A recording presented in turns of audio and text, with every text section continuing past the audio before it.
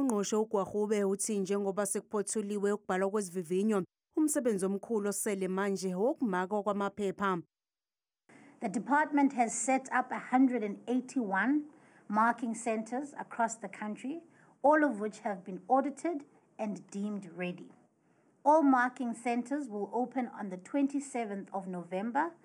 uGwahube ugxeke izenzo zodlame oluyamene nobulili kulandela isigameko sokudlwengulwa kwabafundi baka-matric abahlanu ababebhala isivivinyo emqhekezweni e-Eastern Cape.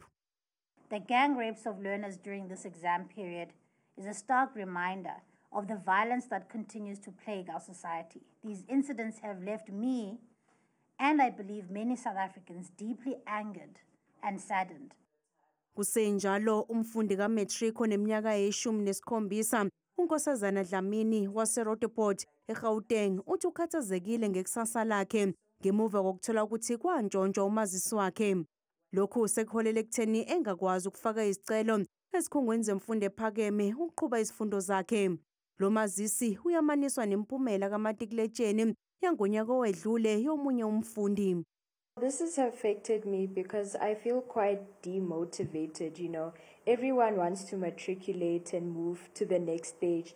But I feel like with this situation, it's kind of hard to move forward because you never know if you matriculate or that other person's identity will hinder you from success.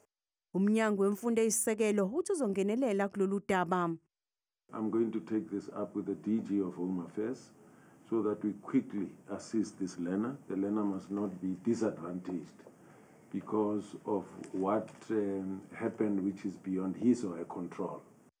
Impumela kamatikuletsheni izodedelwa mhla ziyi-13 nomhla ziyi-14 kuMasingana ngonyaka ozayo.